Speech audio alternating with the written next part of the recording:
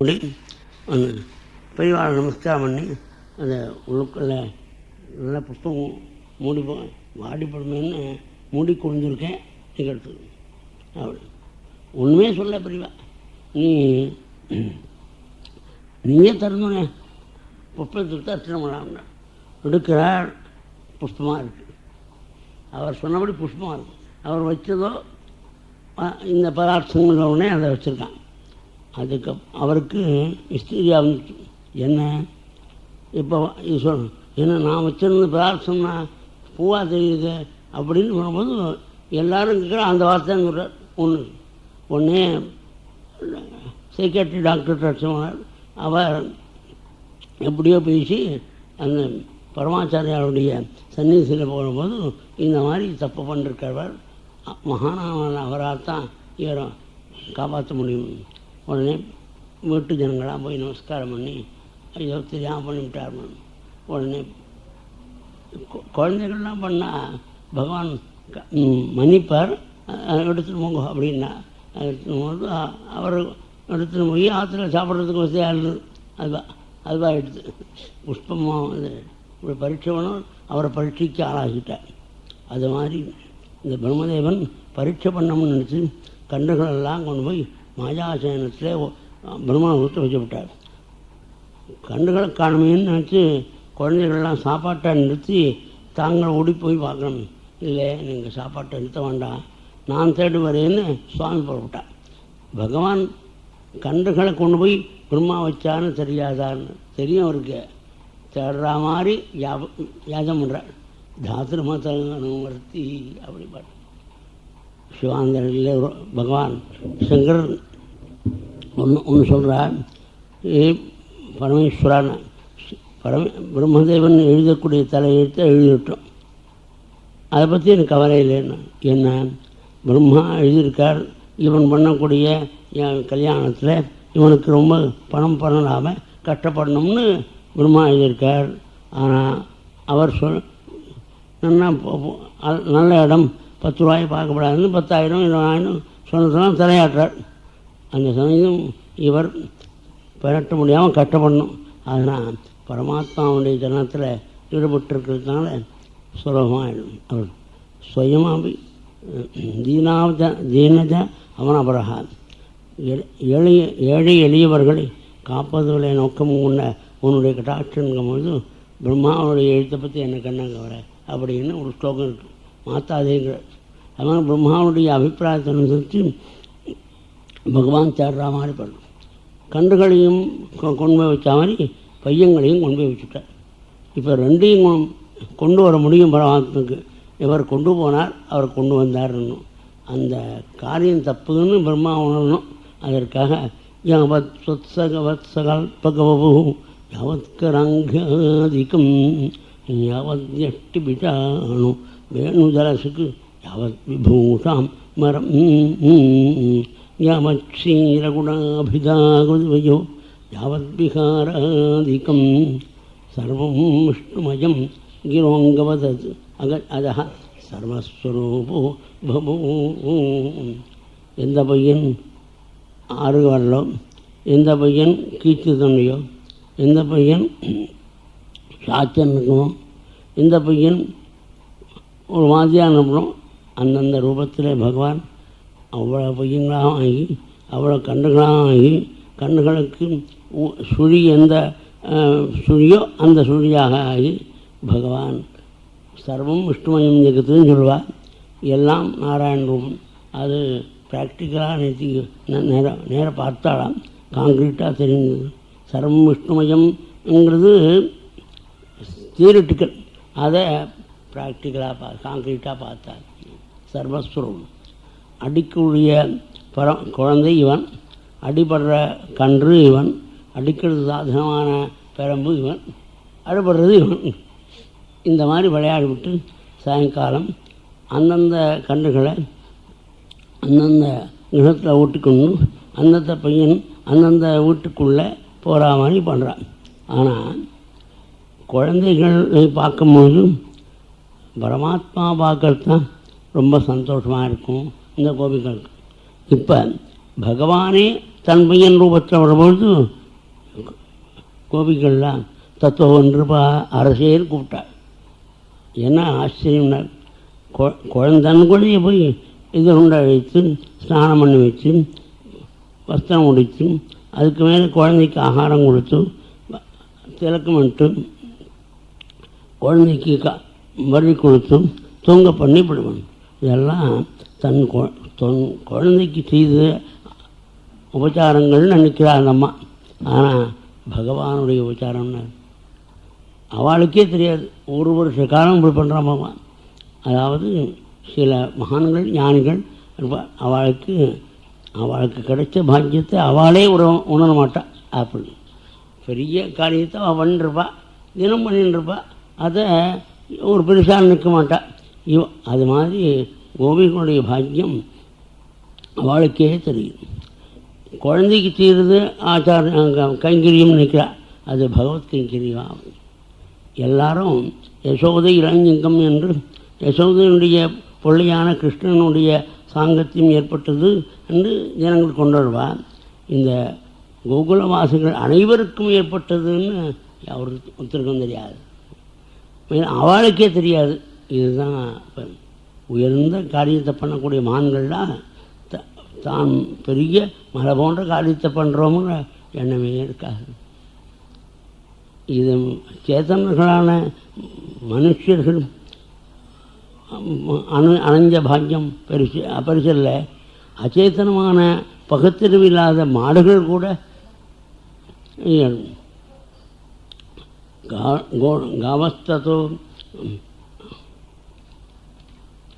காவஸ்தோ கோஷ்டமுமைத்திய சத்வரம் ஓங்கார கோரிகி பரிகூதசங்கதான் ஸ்வகான் வத்சுதரான பாயன் முகுர்லிகந்தியா சபதம்பய. பரமாத்மாவுடைய ஸ்வரூபமாக ஊட்டுக்கன்ற ரூபத்தில் வரதுனால ஆத்மஸ்வரூபமான பகவானை பார்த்தோன்னே கண்ணுக்கு இந்த மாடுகள்லாம் அந்த அவிழ்த்துக்கண்ணு ஓடுறது.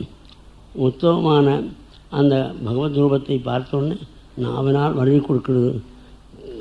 மடியிலேருந்து பால் சுரந்து உத்தமமான நம்ம ஊட்டு வந்த கண்ணுகளுக்கு அந்த ஊட்ட விடுறது தான். சுக்கேன பிரம்மசம்பருஷம் அத்தியந்தம் சுக்கம் சொல்லே. கீதாச்சாரியம் பிரம்மத்தை ஏதோ அனுபவிக்க முடியும்னு நினைக்காதப்பா, அது சகுணமாக கிடைக்கிற பொழுது அந்த பகவானை தொட்டு அனுபவிக்கிறான்.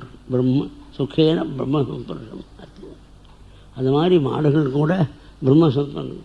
இந்த கிருஷ்ணாவதாரத்தில் பகத்தில் இல்லாத மாடுகள் கூட பகவத் அனுபவம் கிட்டுறது. மனுஷன் எனக்கு கிட்டலையேன்னு எங்கன்னு பரமாத்மா ஒரு வருஷம் விசாரம் பண்ணிட்டு வராள். காலமே விட்டுன்னு போவாள், சாயங்காலம் கொண்டு வருவாள். இப்படி இருக்குது. ஒரு வருஷத்துக்கு 4 நாள் பாக்கி இருக்கும்போது பலராமன் கொஞ்சம் இதை தத்துவத்தில் பார்க்கும்போது பரமாத்மாவும் அந்த மகர்ஷிகளும் அதுக்கப்புறம் தேவர்கள்லாம் மகர்ஷிகளும் காமிப்பார். அதாவது கன்றுகள் அந்த பையங்கள் இதெல்லாம் கன்றுகள்லாம் மகர்ஷிகளாகவும் பையங்கள்லாம் தேவர்களாகவும் பார்க்குறக்கும் ஞானக்கண்ணில் பலராமனுக்கு இதை பார்க்குறார். இப்போ எல்லாம் கிருஷ்ணனாக தெரியுது. என்ன நீயா தெரியுதே அப்படின்னா, இணைஞ்ச பேசாங்க கொஞ்சம் நேரத்தில் தெரியும், நீங்கள் விஷயம் முடிஞ்சுக்கள்னு நடந்த விஷயத்தை பலராமனுக்கு கிருஷ்ணன் சொல்லி இவர் புரிஞ்சிட்டார். மகாத்மான பிரம்மதேவன் ஒரு கை சொடுக்கு நேரம் 1 வருஷம் அவருக்கு, நமக்கு கை சொடுக்கணும் 1 வருஷம், அவருக்கு கை சொடுக்கணும். கை சொடுக்கு நேரத்தில் என்ன ஆச்சு பார்க்கலான்னு பார்த்தா எல்லாம் அப்படியே இருக்குது. ஒன்று கூட மாறல. கண்ணுகள் மேயறது, பையங்கள்லாம் கண்ணுகளை மேய்க்கிறான், சாப்பிட்ற சாப்பாடு எல்லாம் விவகாரம் இருக்குது. எது பொய் எது மெய்யன்னு தெரியல. பிரம்மலோகத்துக்கும் பூலோகத்துக்கும் வந்து பார்த்தணும். இப்படி தன்னுடைய பக்தரான பிரம்மன் கட்டப்பட நினைப்பிற. அதனால் இங்கே தெரியக்கூடிய ரூபங்களை அவ்வளவு கன்றுகளையும் மையங்களையும் எந்த மாதிரி காமிக்கிறார். நாராயண ரூபம் எப்படி பிரத்யேகமேவ கமலா பரிலங்கலிதங்கான் भोगीन्द्रभोगशयनान् नैनाभिरामान् नीलानिमीलितदृशः सनकादियोगिभ्यासेपितान् कमलभूः भवतो दर्श. சனகாதி வந்தியமாய் பிரகலாத துத்தியமாய் பகவத் ரூபத்தை நாராயண ரூபத்தை கண்டத்திலிருந்து கணக்கால் பரியந்தம் மகான்கள்லாம் போற்றக்கூடிய கோமளை சர்வகாத்திரேஷு பூரி புண்ணியவதற்பதை அழகந்த புண்ணியம் முன்னின மகான்கள்லாம் துளசி ஹாரம் போட்டிருக்காள் பகவான். அதை சாத்திக்கொண்டு பகவான் எண்ணில் அடங்காத நாராயண ரூபமாக பார்க்கணும். அது மட்டும் இல்லை, அந்த நாராயணனுக்கு பக்கத்தில் பிரம்மதேவன் 4 முகத்தோட கையை கூப்பிட்டு இருக்கா மாதிரி பார்க்குறாள். என்னது ஒரு பிரம்மா நினச்சோம், இவ்வளோ பிரம்மா இருக்காரான்னு ஒன்றுமே புரியல. அப்படியே பொம்மையாக இருந்தனாரா பரமாத்மா கருணையினால் அவர் வக்கிச்சு இருக்கும்போது அவ்வளவு சுரூபத்தை மறைச்சு தான் மட்டும் தெரியும்படியாக அந்த கண்ணுக்குட்டிகளையும் பையங்களையும் தடத்துக்காக புறப்பட்டாரே ஒரு குணத்தை வச்சு அந்த வைபவத்தில் பகவானை பார்த்தார். அப்போ தான் புரியுது மகாத்மாவான பிரம்மதேவனுக்கு இது பகவானுடைய நாட்டியம். நாட்டியம்னா உண்மை இல்லைங்கிறது. தத்துவ உத்பகது பசுவம்ச ரிஷத்துவ நாட்டியம் அப்படிங்கிறார். சர்வஜனான பரபிரம்மமான பரமாத்மா ஒன்றும் தெரியாத மாதிரி தேடுறார். அது நாட்டியம்தான். அதோடு எங்கும் இருந்த பரமாத்மா விதிக்காக தேடுறாருன்னா அது நாட்டியம். அத்விதீயமான பிரம்மம் அநேக பையங்களை தேடுறது. சஜாத்திய விஜாத்திய பைதம் இல்லாத பரமாத்மான்னு ஏக்கமிவ அத்விதீயம் பிரம்மா. பரமாத்மா சொல்லுவான் ஒன்று தான்னு இப்படி சொல்வார். அப்பேற்பட்ட பரமான் தான் கர்மச்சானாதி அவயவத்தோட தேடும்போது பார்க்குற பொழுது காண்பிக்கிற பொழுது தன்னுடைய வாகனத்திலிருந்து இறங்கி அது தங்கத்தடி கீழே விழுந்தால் உடனே ஒரு மொழியும் அது மாதிரி விழுந்து நமஸ்கரித்து திரும்ப திரும்ப நமஸ்கரித்து திரும்ப திரும்ப எழுந்து பார்த்து தன்னுடைய தப்பை உணர்ந்து கண்ணீர் பருக அந்த பகவானுடைய கோமல சரணத்தை அபிஷேகம் பண்ணி அகிரத்தை அபிஷேகம் பகவானுடைய சுரூபத்தில் 2 கையும் கூப்பிக்கொண்டு பரம வினயத்தோட ஸ்தோத்திரம் பண்ணுறார். பிரம்மஸ்ரீ நோமி ஜதய பிரபுஷே ததம்பராய குஞ்சாபதம் சபரிபிஞ்ச அசன்முகாய மன்யஸ்ரஜே கபளவேத்திர விஷாணவேணு லக்ஷ்மஸ்ரீயே மிருதுபதே பசுவாங்கஜாஜா. எனக்கு வேதாந்தம் நிர்குண பிரம்மானுபவம் உண்டு, ஆனால் அதை சொல்ல போகிறதில்லை. நோமி நான் ஸ்தோத்திரம் பண்ணுறேன்னு அர்த்தம். இன்னுங்கிற தாத்து ஸ்தோத்திரம் பண்ணுறது நோட்டு ப்ரைஸ். நோமி நான் என்ன ஸ்தோத்திரம் பண்ண சகுணமாய் இந்த பையங்களை தேடுவதற்காகவும் கண்களை தேடுவதற்காகவும் போறப்பட்ட இந்த ரூபத்தான் உத்தமமான மருத்தொகையோட இடுப்பில் பீதாமரத்தோட கொம்பு வாத்தியத்தோட இடது வாகமத்தில் எடுக்கணும், பெருமையும் எடுக்கணும், தன்னுடைய வஸ்திரத்தில் அந்த புல்லாங்குழல் இருக்கணும், இடது கையில் ஆகாரத்தோடு இருக்கக்கூடிய உங்களுடைய ஸ்வரூபத்தை ஸ்தோத்திரம். இந்த ஸ்வரூபத்தை யார் ஸ்தோத்திரம் பண்ணுறானோ அவனுக்குத்தான் ஞானம் அனுபவித்து வரும். ஞான நூல்களை நேர படித்து அதை பற்றி விசாரம் பண்ணிருந்தால் ஞானம் வரும் நினைச்சிருந்தானே அது எப்படி போலன்னார். நானியத்து யசா சோழ துஷாவ காத்திரான். கற்காய் இப்போல்லாம் மெட்ராஸில் இருக்கவாழ்தான் தெரியாது கற்கானா. கிராமத்தில் இருந்தாலும் தான் கற்கானா கற்கானா அது எக்ஸிபிஷன் பார்த்தா தான் தெரியும். கற்கா போட்டு நானியத்தா சோழ துஷாவ கற்கான்னா நெல் மாதிரி இருக்கும், ஆனால் உள்ள நெல் இருக்காது, அது கற்காய். அந்த கற்காய் சொல்கிறவனுக்கு எப்படி அன்னம் அரிசி கிடைக்காதோ அதனால் பசி தீராதோ, ஞானப்பசி தீர வேண்டுமானால் பகவானுடைய சர்க்குண ரூபமான கிருஷ்ணாவதார சரித்திரத்தை அனுபவிக்கணும். மகான்கள்லாம் எத்தனையோ புண்ணியம் பண்ணதுனால, ஜென்மாந்தத்தில் புண்ணியம் பண்ணதுனால கதையினால பகவத்பக்தி ததும்பும் விபுத்திய பக்தியைவ கசோபனீதையா பிரபேதரே அஞ்சா அச்சுதா தேகதி. உன்னுடைய தருணத்தை வந்து அடைகிறார் மகான். எவன் மோட்சத்தில் அதிகாரியா, மோட்சத்தில் அதிகாரினா மோட்சத்தில் இருக்கக்கூடியவன். தத்தேனு கம்பாம் சுசமீக்ஷவான புஞ்சானஜேவ ஆத்மகிருதம் விபாகம் ஹிருத்வாக்பிகி விததது நமஸ்தே ஜிவேதய முக்திபதே சதாய பாக். எவனொருவன் தன்மாந்திர புண்ணிய பாவத்திற்கு தக்கபடி வரக்கூடிய சுகத்தையோ கஷ்டத்தையோ அனுபவிச்சு பரமாத்மாவுடைய பஜனத்தை வாக்கினாலையும் மனசினாலையும் சரீரத்தினாலையும் பண்ணிண்டு பகவானுடைய கருணை என்னைக்கு வரும் என்னைக்கு வரும்னு மிக மிக ஏக்கத்தோடு இருந்துருக்கானோ அவன்தான் மோட்ச பதவியில் உட்கார்றதுக்கு தகுதி உள்ளவன். மகானான பிரம்மதேவன் சொல்கிறாள், உன்னுடைய குஷியில் 14 லோகம் அந்தத்சம் எஸ் விஸ்வம் சுர நர கக கோ போக்கியந்தர்வ தைத்தியகின்னு சொல்லும். அப்போ 14 லோகம் உன்னுடைய குஷியில் இருக்குது.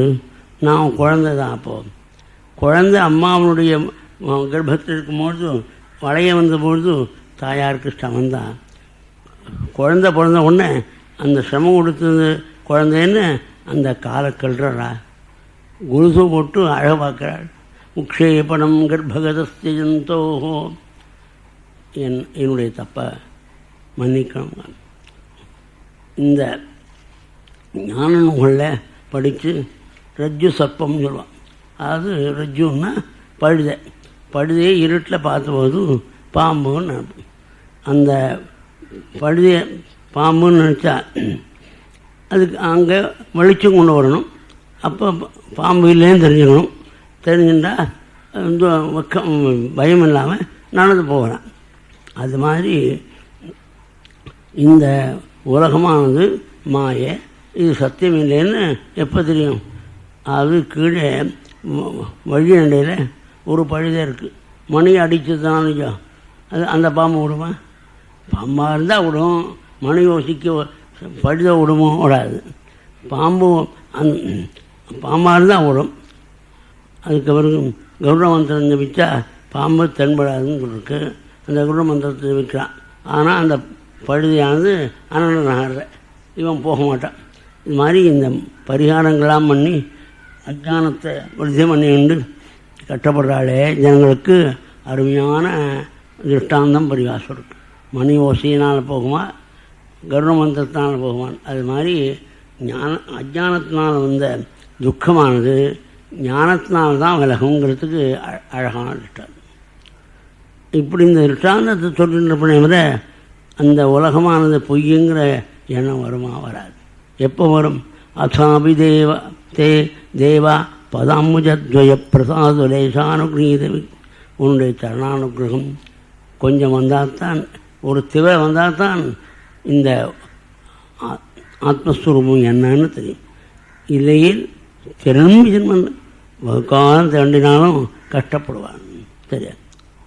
உன்னுடைய பாக்கியம் சரணத்தில் ஈடுபட்ட மகான்களுக்கு கிடைக்கிற பாக்கியம் இந்த கோகுலவாசிகள் கிடைச்ச கோபிமார்களும் இந்த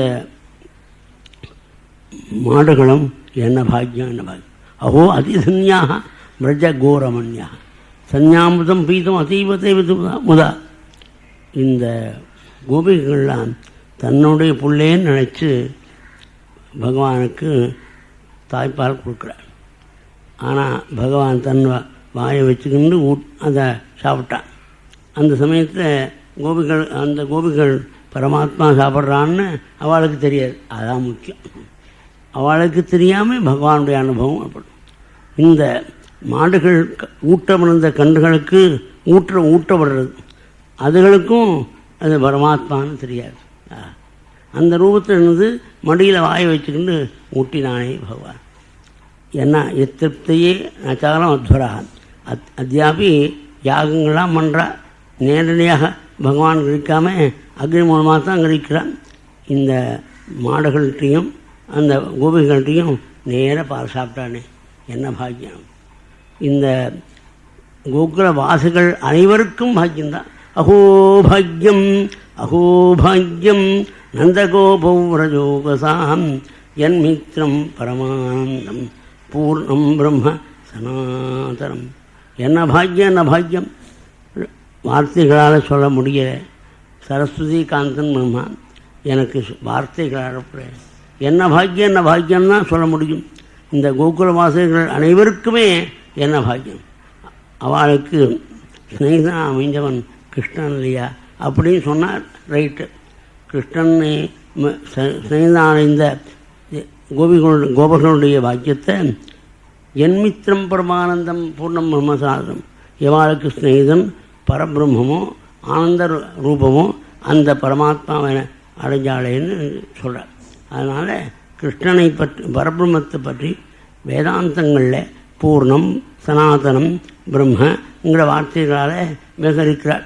அந்த வார்த்தையை கிருஷ்ணனுக்கு சொல்கிறதுனால கிருஷ்ணன் பரபிரம்மம், என்மித்திரம் பரமானந்தம் பூர்ணம் பிரம்ம சனாதனம்.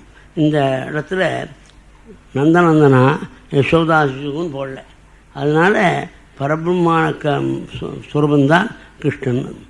அந்த பரமாத்மாவுடைய கருணையை கோபர்களுடைய பாக்கியத்தை வியந்து பேசிக்கொண்டு பகவான் நமஸ்கரித்து ஆர்க்கம் அருகன்னு சூரிய சந்திராட்டு முடிஞ்சும் இந்த மாதிரி தப்பு பண்ணப்படாதுன்னு குழந்தைகளையும் பையங்களையும் அந்த கன்றுகளையும் குழந்தை ஒப்படைத்து தான் நூறு பார்க்க போனார்.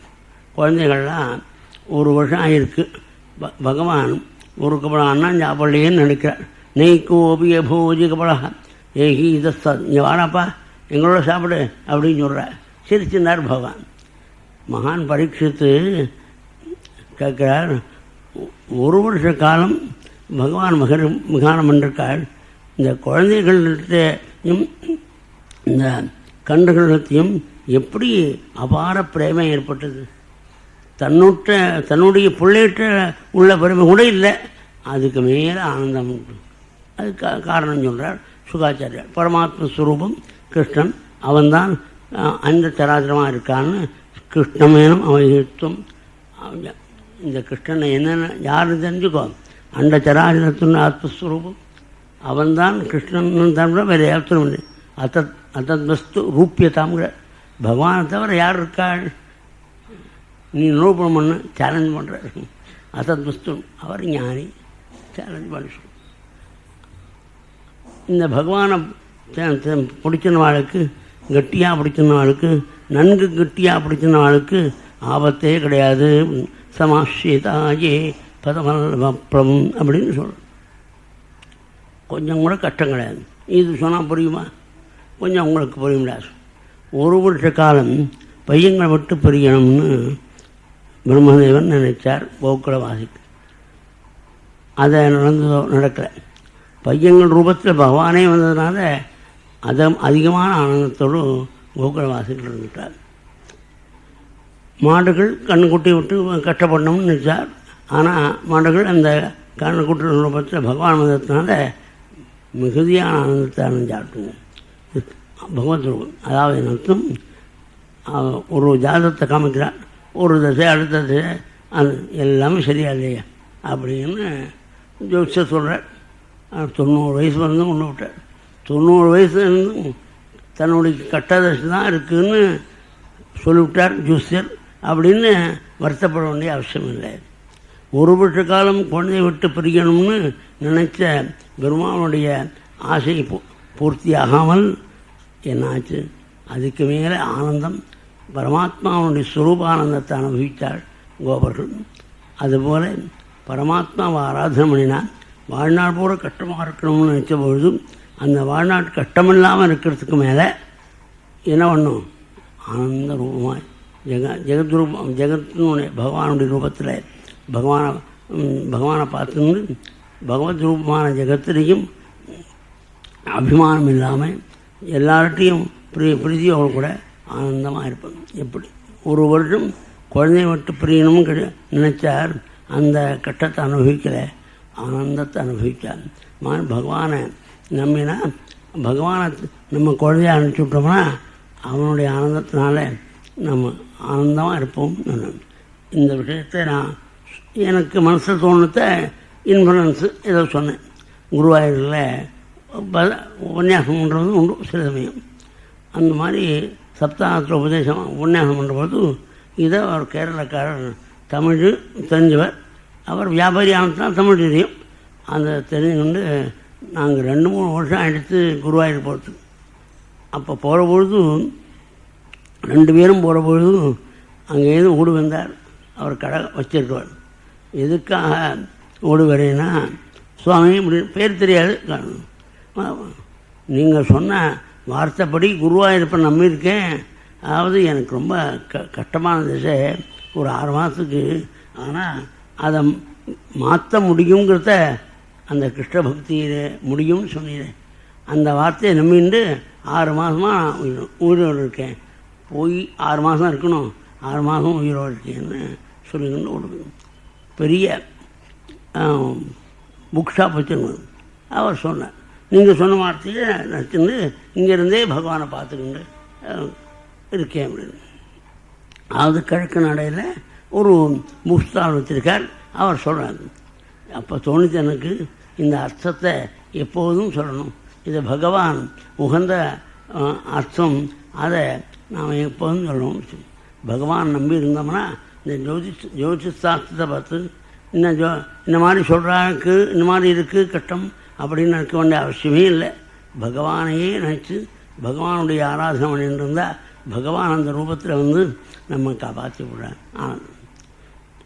இதுக்கு பரஸ்வி சொல்கிறார் ஆச்சாரியா, ஏதி நரகா அகிலார்த்தா. இந்த பத்சாமகரணத்தையும் பிரம்மஸ்துதியும் கேட்டால் எல்லா விதமான புருஷார்த்தமும் கிடைக்கிறது. அப்படி ஒரு பகவான் ஒரு வயசு கூட ஆயிடுத்துனால அந்த மாடு மேய்க்கிறதுக்கு தகுதி வந்ததாக நினச்சி நந்தகோபர் மாட்டை மேய்க்கலாம்னா இப்போ ப்ரமோஷன். அவன் சர்வரக்ஷா ஜெகத்ரக்ஷான பரமாத்மா இதுக்கு முன்னால் கட்டங்களை மேய்க்கத்தான் உத்தரவு பெற்றான். இப்போ மாடுகளை மேய்க்க வருது. இந்த மாடுகளை மேய்க்கணும் போது பலராமன் களைப்போட படுத்தார். உடனே பகவான் தன்னுன்ற ஓடு வந்து ஸ்வயம் விஸ்வமயத்யாரியம் பாதசம்பாகனாதிபிகி 14 வருஷம் ராமாவதாரத்தில் லக்ஷ்மணசுவாமி நின்னபடியே இருந்து ராத்திரி போலும் ஒழிச்சிருக்கிறான். 14 வருஷம் ஒழிச்சிருக்கான். அப்போ தமிழனாக இருக்கிறதுனால நான் போய் வரணுன்னா மாட்டேன்னு சொல்லுவேன்.